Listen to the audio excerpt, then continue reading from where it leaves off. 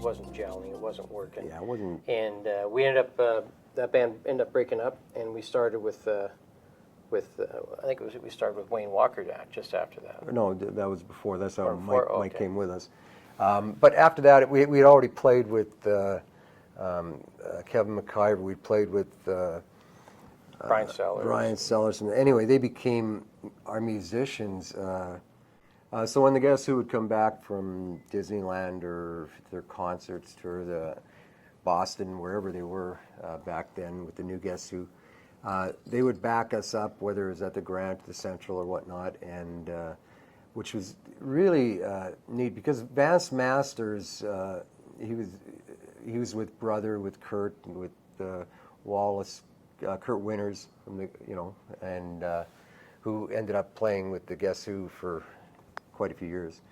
But anyway, so we would play there, and because these guys were very well known in the entertainment industry in Winnipeg, you'd get different people that would come by and see us playing, like McLean and McLean, Gary McLean and Blair and Kurt Winters. They lived out in that end, so when we played at the Grant, the three of them would come in and watch our shows, and then we got to know them pretty good. They'd invite us back to their place or whatnot, and we got to know them, and then we met other people that had played through the years as well. And the Guess Who, the new Guess Who, one night we were playing at the Central Hotel, and Donnie McDougall, he was with the Guess Who from 72 to 74, I believe, eh? Yeah. And anyway, Donnie was there, and we got to know Donnie really well. But anyway, he never played with them except that one night we were playing there. And show up on Saturday night. Yeah. 1 o'clock we were supposed to be finished, and Donnie decided he would get up and do a tune. So you got the new Guess Who on stage, and they were pretty loud. And they played a 45-minute set, and the Altamores just closed the door and said, "Let them go." Yeah. And the funny thing is, at the Central Hotel in Transcona, if you remember the old Central Hotel, it didn't have the new. It was probably a 12-foot ceiling, so and the stage was probably a foot and a half, whatever. And you had Bobby Billen, amazing guitar player, but every single night he would take a guitar. He would. This is back in the late 60s. Late 70s. 70s. He would take a chainsaw to it. Well, he'd light it on fire. Take a chainsaw to it every single night. So think about this thing on fire with your ceiling, a foot and a half above us? And he'd take it to it. Again, they had their own type of show along with ours. Yeah, but they would actually do a big part of their show with us. So between we would do the Elvis show, and they would do, they backed us up in all aspects. But when they did their own stuff, it was pretty amazing. Pretty amazing for Transcona at the time to see that. But through this, a lot of musicians in Winnipeg found out that this was happening, so they'd come down. And Winnipeg is such a tight community. I mean, what happened is we got to meet a lot of the bands in the city, and actually a lot of the bands at that time came over, and Terry Morris ended up looking after a lot of the bands, and his company expanded. I mean, that time Free Ride wasn't Free Ride. There were shades of time back in 78, 79. I think Free Ride started in 1980. But through talking to us and musicians, these guys went to Terry because now, we were getting great jobs on the road, we were getting great jobs in town. And Free Ride being Free Ride is a Beatle, one of the probably ultimate Beatle acts in the world. They opened up, like we talked about before, they opened up the Playboy Club in our place and blew them away. And even back in that early stage, working with Terry, we got to know Pat Riordan very, very well, and Ray St. Germain, and we were fortunate enough when those guys would go on holidays, at that young age we got to play at the It's a Gasp at the Viscount Court, and also at Ray's place over on Pembina. He's a prominent Winnipeg. Ray St. Germain is a very prominent TV show at that time. TV show, and Pat Riordan was probably one of the biggest comedians, and especially in Winnipeg. But he was well known all over. I remember saying to Pat Riordan, we were doing a benefit one year, and he had a white suit on, and Steve Martin was huge at that time. And I said, Pat, you remind me of Steve Martin. And Pat says, no, Steve Martin reminds you of me. You know, and I always remember that line. Pat was old. But they actually, you know, in quite different comedy, but they really did remind you of each other. Yeah, absolutely. Funny man. But what I think what Tim, and again, I don't know exactly, but I think what he's trying to say is over the years we got to know a lot of different musicians quicker than we ever would have by playing with, of course, the Guess Who and a number of great musicians around Winnipeg, and paying people what they're worth, and sharing, paying them exactly what we got. So yeah. we've always had top musicians. We've always when somebody was sick, we'd get a Randy Hebert. Randy's playing with the Bellamy's right now, but Randy's from Winnipeg here. He's a few years younger than us, but back before he's been at the Bellamy's 25 years this year, right? Yeah, 25. And we're going back 25, 30 years when if our guitar player was sick, we'd phone Randy, and sure, you know, he got the same as everybody else that night, but you could call up guys like that. And Okay, tell us about paying your band, and tell us about the norm and what you guys do. Okay, so I don't know. Just the way I'd say it, and you can correct me if I'm wrong. A lot of people. Oh, I will. A lot of let's just say it was a single guy that ran the band, or brothers, whatever. Headline. Yeah, so they might say to each guy, you know what, we'll give you let's just ballpark it. We'll give you each $150 back at that time to play with us, 3 guys or 4 guys, whatever, and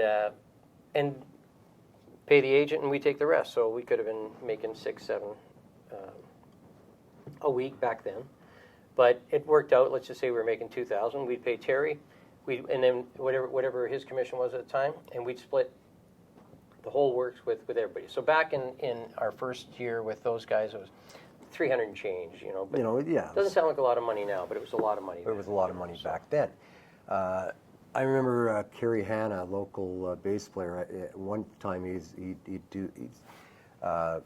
worked for CBC doing sound and whatnot, but he's a great bass player. And I remember our bass player had a wedding or something like that, to give you an example, and we phoned up Kerry, and Kerry came down. He's still playing. He's just a great player. And we told him what he was going to make, and he said, doesn't matter. He said, I know I'm getting what you guys are, so I'm always good with it. And musicians started to realize that that's what we do. So, I mean, we had, to give you an example, our present band, and we still play about 4, 5, 6 times a year and still do a lot of, like, benefits. We got, like, Kevin McIver was with a great band back then. Tim Thorney? Well, he played with Tim Thorney prior to that, but great keyboard player. He's been with us pretty much, other than a couple of years, for 30 years, 35 years. Brian Sellers, the same thing, 1980, and he was with the new Guess Who when we met him, and he's still. I mean, when people mention his name, I mean, you know, like if you Google Guess Who, he's still part of that whole group. Greg Pester, our guitar player, was with the Chaparrals back then, and one of the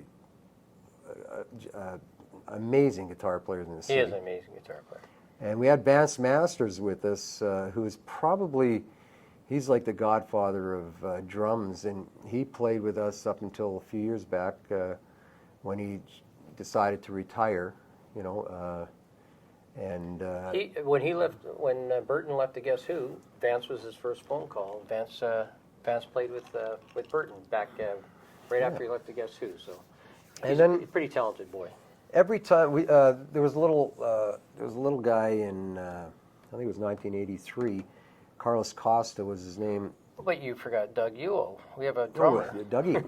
The old Dougie. Yeah, like once Vance left, Dougie Ewell came in, who was again. I mean, I seen this guy back when we started in '78. We were Harvey Henry Band was around. They were a big country band back in the late '70s. Yeah.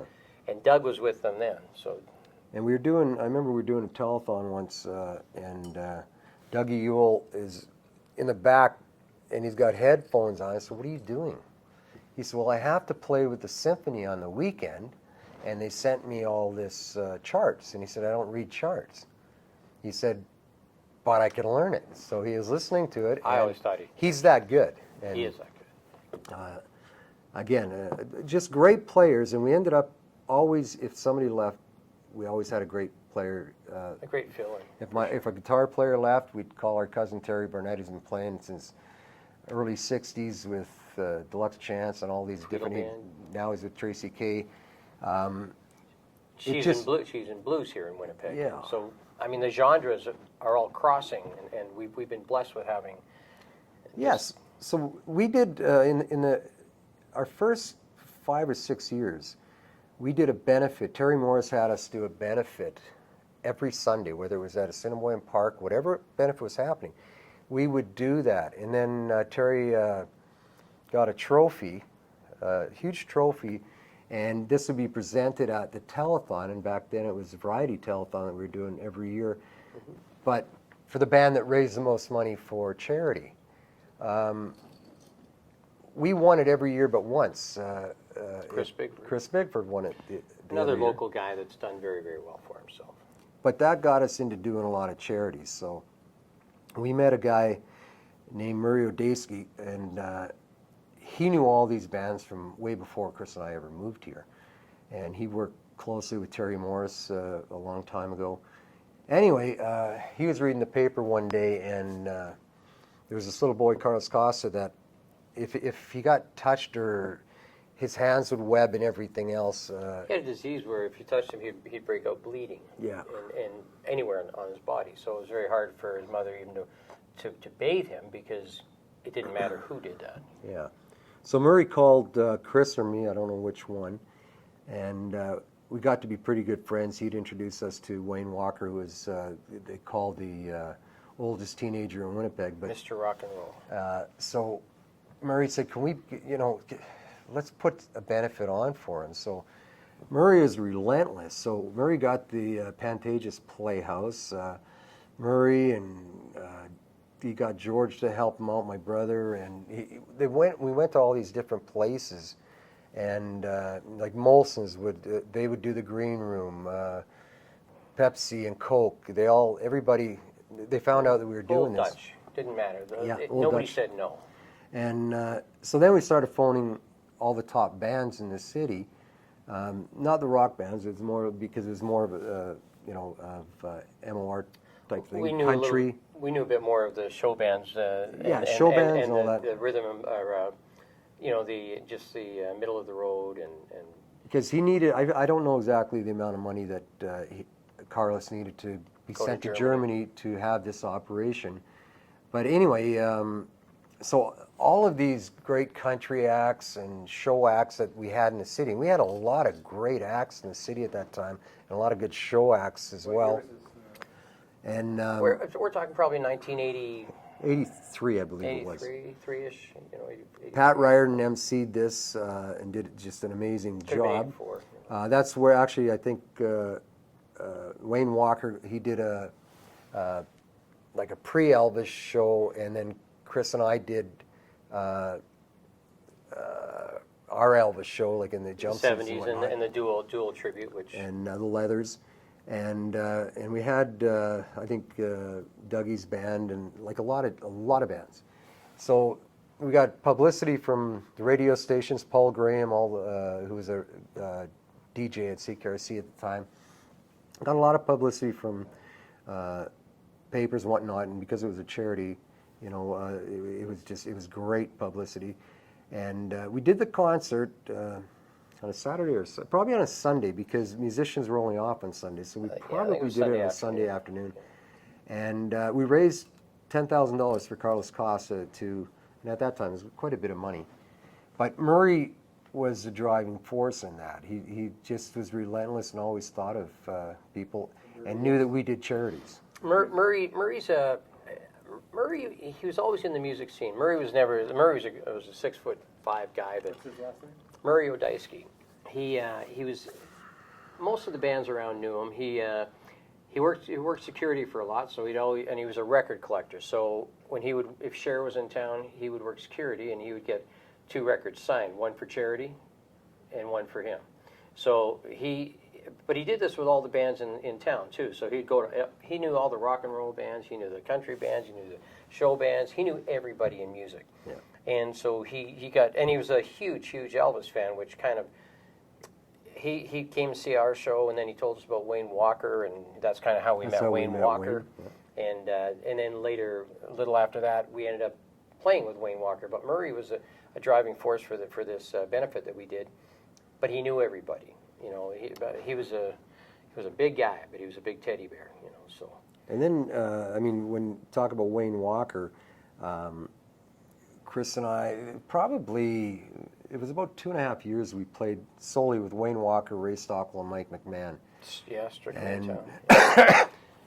it was a three-piece band, but they all knew Elvis inside and out.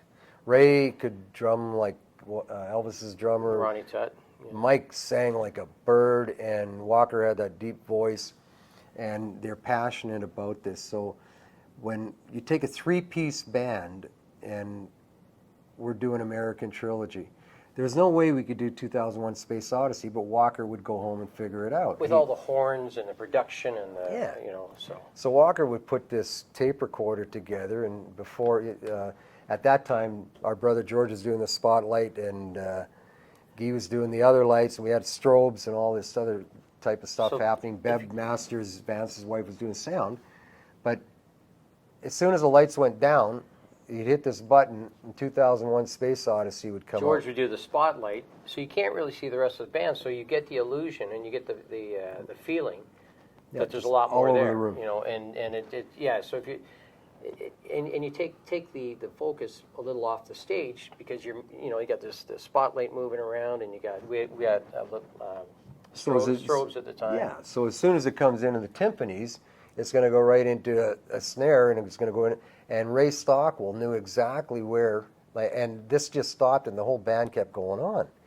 So, and there was never a song of Elvis's that Walker said we can't do, and it's amazing, because now, if you have a three-piece band, they go, we can't do that, or we can't do this. We did, the other thing in the bars at that time, we did Elvis's Gospel. We did How Great Thou Art, the Peace in the Valley. People said, you can't do that in a bar. Well, we first time did How Great Thou Art. I got a standing ovation in a bar. It was amazing at what he said we could do. That's having musicians with you that really, really enjoy. So anybody could have done it, but it's very hard if you got zero, if you're just learning for the sake of getting through it, So, but it was a great thing with Wayne Walker. We could do that, but also Wayne at the time. Wayne was a really, really. My dad kind of said the best thing. Wayne is the epitome of an entertainer. Yeah. Now, you can have great singers, you have great musicians. I don't think Wayne would say he was one of the best singers in the world, and I don't think he'd say he was one of the best musicians. But definitely when it came to entertaining people, that's where he shone. And it wasn't, with Tim and I, when we were doing our Elvis show, he would bring himself back and be kind of the conductor of the band and give us the opportunity to shine.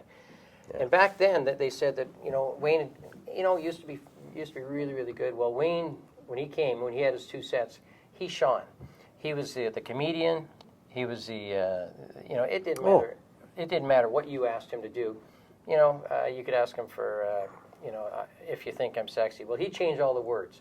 Some people say because he didn't know them, but he changed them to make people enjoy every single minute. Or he was famous for this, which doesn't sound great, but we'd be on stage, and the women's bathroom would be right off the side of the stage, and Walker always, he'd see someone walk out, and he'd say to the girl, he'd say, hey, stop.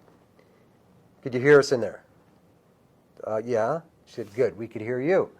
Done this to girls, or if someone walked in 20 minutes after, he'd say, you're late. He had a way of endearing people. We got to start again. Teasing them, but endearing. Yeah. Yeah. It was just, my dad, two things that were said. Phil Petrie said to Chris and I before we started playing, he said, be nice to everybody on the way up, because you're going to meet them on the way down. And they'll help you. He said they can either make your fall immediate, or they can you hold could make a career out of it. You know what? You're kind of you're getting stagnant. you know what, but don't worry about it. We'll hold you here for a while and that. And it's very, very true. It's happened to us. It's happened. We've seen it with other people too, where, you know, your time was yesterday, but then, you know, you get these bursts of energy where you have a great show and you feel all excited again. But you're right. They can let you fall as fast as possible. And we found that out where, I mean, when we were on the road, all of a sudden a week got canceled or something happened. And another place that we played at before found out we were free for that week and we were in the area. And this was in Alberta, Yeah. I think. And they just hired us right away. Come on down. And it's an amazing thing that happened. The other piece of advice that was what my dad gave us. And my dad was a great singer, but one of the things that he said to us is he said, singers are a dime a dozen. You got great singers all over the place and you got great musicians. But he said, entertainers will last forever. And my dad's father, my grandfather in Newfoundland, was a big band drummer. And he fed a family of 12? Well, there was 16 in 16. total, but But he fed them right through the Depression by playing drums every night. you know, and it's pretty amazing. Entertainment will always keep you going. Yeah, so if you're not really, there's always something you can do. So, but being a true entertainer, and that's what we were talking about Wayne Walker. You know, just an epitome of when he was on, man, he was on. Absolutely. You know. Right now we're talking about people that we met and know through doing benefits. We would, and again, we mentioned we met Gary McLean and Blair McLean, and these guys during the '80s, if we were doing a benefit, Blair would phone us up and he would come with us, or Gary would meet us there or whatnot. Tell And the folks what type of act. Well, McLean, Oh, yeah. amazing. Yeah, I guess we should. A lot of people here in Canada, for sure, know a lot about these guys. They were banned from Ontario for 2 years. Yeah, about that. For obscenity, and they kept playing, but they were actually banned. but banned from there, but they've got 12, 14 records, and they warn you on your tickets that there's going to be some obscenity. But these are truthfully the sweetest guys in the world you'll ever meet. Yeah. Their stage shows is and again packed every time you see them. But Gary and Blair have always They have been eight records out. yeah, and they've been extremely generous with us throughout our whole career. Back in Blair lived in Transcona, God's country, and he would come and see us and stand in line, and Tim Oh, and God, we'd be yes. standing in our Elvis suit back. This is back If you in don't the know early the Royal George, or I mean, excuse me, the Central, Hotel. we would stand in the vendor, and we're looking out, and here's one of the big entertainers in Winnipeg, Blair McLean, And he's in line. He's in line with them, eh? When we went to Halifax, we'd stop in Toronto at my sister's place, Sue, and we'd phone the guys. They were playing at the El Macombo, and anybody's played at the El. I mean, I'm talking the Stones when they got Yeah, I know. nailed for. But I'm just gonna, when he's standing in line, Chris, like we didn't leave him there. Chris said, "Come here and go through the vendor," and he said, "No, I'll wait." And then, we talked him into coming through and introduced him to Wayne Altamore, who just said, "From here on, you just come up and see me." But anyway, go ahead about the El Macombo. So, anyways, we were blessed to meet these guys again through the time with the guests and everybody else. But Blair and Gary. So you know, when we were on our travels a couple times in Toronto, they're playing at the El Macombo, and the Stones when they had the marijuana charge or whatever. So one Maggie Trudeau. yes, yeah, That's right. Well, 1977. yeah, and one of their was it 1977? Yeah. Well, one of the things they had to do was do a benefit in a concert in Toronto, and they played it there. El Macombo. Yeah, but anyways, we got to go see them. They had our whole family there, just up free, you know, come down and go see Jumbo, and Jumbo will take you in. And Susie Quattro was playing downstairs. yeah, she was playing downstairs. But then they invite us up to the green room at the El Macombo, and they always make sure that you feel good. You know, and Yeah. these guys were that nice. And but anyway, yeah. So anytime we were in Toronto, if we phoned them, they just said, "You know what? Yeah, come down and see us." But here in Winnipeg, if we were doing a benefit, and actually the last one, but many times we'd be doing a benefit. Normally we do, later in years, we do it at the Royal George and whatnot in Transcona. And I forget what benefit it was for, but Gary was emceeing it. And Hal Anderson, who's a DJ here, became a good friend of ours through, again, another benefit and whatnot. And Hal said, I always wanted to meet the MacLeans. And I think he's the 42nd greatest Canadian. yeah, if you Google that, Hal Anderson would be that. Just a great guy. But he always was enamored, and Hal's been on radio in Winnipeg for probably 20, 25 years. Yeah. And so anyway, as it turns out, Hal comes down to this benefit, and Gary's emceeing it for us, and they met, hit it off. Hal was just ecstatic that he met Gary, but through this was one of the final ones that before Gary passed away. Anyway, we always liked the song, Everly Brothers song, Dream. So we started doing Dream, and Gary liked it. Oh no, this one is at Pandora maybe. I'm not sure, one or the other in Transcona. But anyway, so Gary's up on stage with us, and we said, just stick around, stay, you know. And so he's singing harmony for Dream, and he said, when we got off stage, he said, we got to go in the studio and record that. So we said, sure. So Chris phoned Mid-Ocean. Yeah. That's and booked some time. So Vance Masters was the drummer, and Brian, I think, was on it, and different musicians, great musicians. And so we went in and recorded Dream, and I remember him saying that he phoned Burton up because they were great friends, and he told us a ton of stories about. We met Burton at their place a couple of times, once at Blair's, once at Gary's, and we also Burton Cummings. We met Burton's one half of the duo that wrote most of the Guess Who songs. Not all of them. All those guys are talented. They all wrote, but oh yeah. But Randy Bachman and Burton Cummings. And he also used to do a lot of like when Gary and Blair played. I mean, you can Google him with doing a benefit in Toronto, which is great. And he always just played with them. He didn't overtake them because he would never put his name on the marquee. Yeah. McLean would play at the Pandora in Transcona, in God's country, and but they would always say with special guests. But Burton would never allow his name to be put up there, and he would show up, and the three, amazingly, I mean, all three when they harmonize, again, you know, great singers, incredible, and they do everything. They're like walking jukeboxes. They sure are, unbelievable. But they did a lot for Transcona, a lot for charity, along with us as well. If there was anything they could do, but then we became really good friends, and they became friends with Gary and George. Were pretty close in the last few years. If they needed something, they would phone us, and we'd phone George, and George, he can spend all the time tracking things down.